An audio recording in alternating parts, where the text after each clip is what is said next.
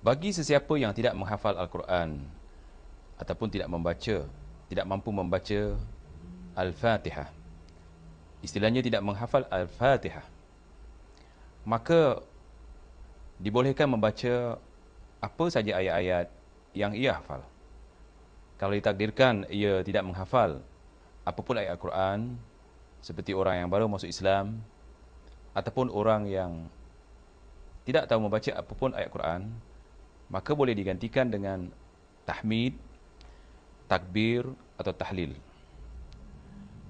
Ini dijelaskan oleh Rasulullah SAW sebagaimana terdapat sebuah hadis yang berbunyi, فَإِنْ كَانَ مَعَكَ قُرْآنٌ فَقْرَأْ بِهِ وَإِلَّا فَحْمَدِ اللَّهَ وَكَبِّرْهُ وَهَلِّلْهُ. Maka jika kamu menghafal suatu ayat Al-Quran, bacalah ayat tersebut. Jika tidak, bacalah tahmid, takbir atau tahlil.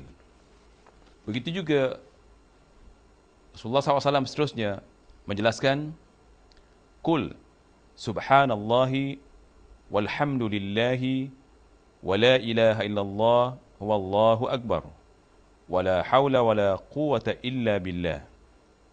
Maksudnya, jika tidak menghafal Al-Fatihah, sebagai pengganti, ucapkanlah subhanallah walhamdulillah wa la ilaha illallah wallahu akbar wa la hawla wa la quwata illa billah. Jika ditakdirkan kita sedang solat, kemudian terdengar suara tangisan bayi ataupun anak kecil, maka disunahkan supaya memendekkan bacaan solat. Ini terdapat sebuah hadis yang memerintahkan sedemikian. Sabda Rasulullah SAW yang berbunyi, Inni la adkhulu fi salati wa inni uridu italataha fa asma'u buka as-sabi fa atajawwazu fi salati mimma a'lamu min shiddati wajdi ummihi min bukaihi. Aku melakukan solat dan aku ingin memperpanjangkan bacaannya. Akan tetapi, tiba-tiba aku mendengar suara tangisan bayi, sehingga aku memperpendekkan solatku. Kerana aku tahu betapa gelisahnya ibunya kerana tangisan bayi itu. Seterusnya, apakah dibolehkan untuk makmum membaca sembarang ayat apabila mendengar imam sedang membaca Al-Fatihah ataupun ayat-ayat secara jahrah?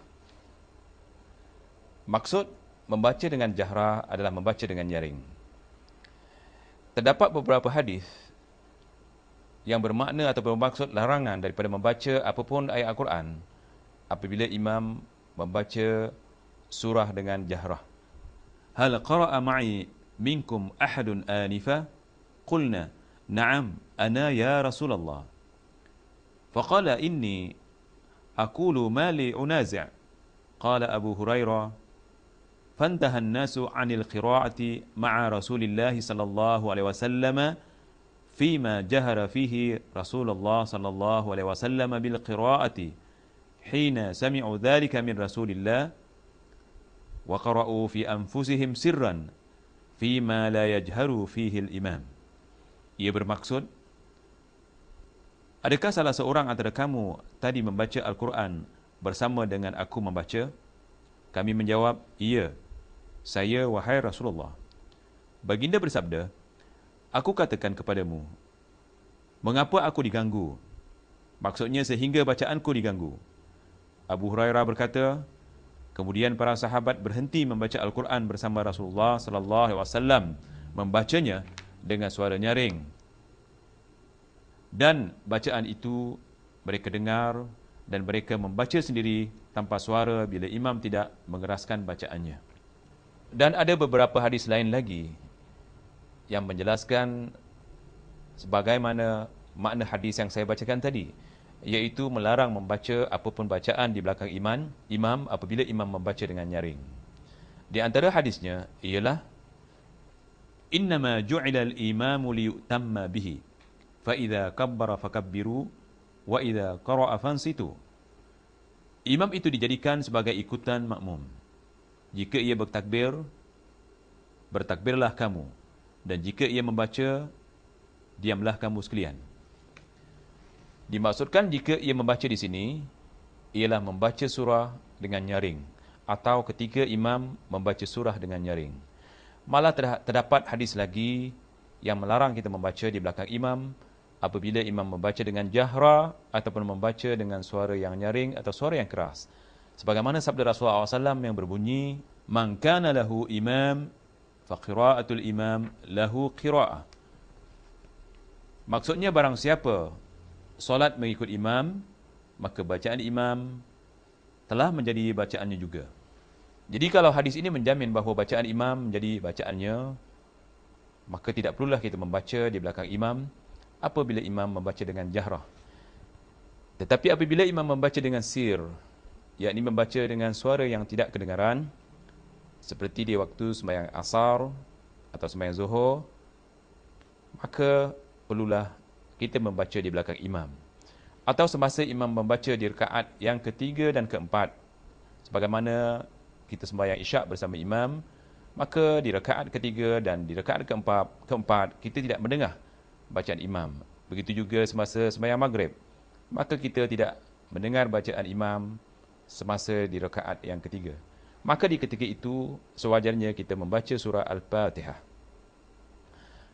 Walaupun kita diperintahkan supaya membaca Al-Fatihah semasa imam membaca dengan sir, seperti terutamanya dalam solat zuhur dan asar, tetapi janganlah bacaan kita ini mengganggu imam yang sedang membaca Fatihah. Kerana ada hadis-hadis yang melarang membaca Fatihah ataupun membaca surah dengan nyaring semasa imam membaca dengan suara yang sir. Di antara hadis-hadis yang boleh kita fahami ialah sabda Rasulullah SAW yang berbunyi, "Ayyukum qara'a sabbihisma rabbikal a'la?" Faqala rajulun ana walam urid biha illa al-khair. Faqala qad araftu anna rajulan khala janiha. Maksudnya, siapa antara kamu tadi yang membaca sabbihisma rabbikal a'la? Seorang menjawab, saya, tetapi saya bermaksud baik. Nabi bersabda, aku tahu ada orang yang membuat bacaan Al-Quranku terganggu. Dan hadis seterusnya, khalattum alayyal Quran. Kamu membaca dengan nyaring telah mengganggu bacaan Al-Quranku. Innal musalli yunaji rabbahu falyanzur bima yunajihi bihi wala yajharu ba'dukum ala ba'din bil Quran. Orang yang solat sedang bermunajat kepada Tuhannya. Oleh kerana itu, hendaklah ia memperhatikan munajatnya kepada Tuhannya, dan janganlah orang yang menyaringkan suara bacaan Al-Qurannya sehingga boleh mengganggu yang lainnya. Seterusnya, apa yang seharusnya diberi perhatian oleh kaum muslimin apabila solat berjamaah dan imam membaca dengan jahra ialah melafazkan lafaz amin. Ini hanya untuk kaum muslimin dan tidak dibolehkan melafazkan amin dengan suara yang nyaring bagi kaum muslimah. Terdapat hadis-hadis yang memerintahkan supaya kita menyuarakan suara amin berserta ataupun seiringan dengan imam. Sebagaimana sabda Rasulullah SAW dalam sebuah hadis, "Kana sallallahu alaihi wasallam idza intaha min qira'atil Fatihah qala amin yajharu wa yamuddu biha sautahu." Apabila Nabi sallallahu alaihi wasallam membaca Al-Fatihah dalam solat, baginda mengucapkan amin dengan suara nyaring, yakni suara kuat dan panjang.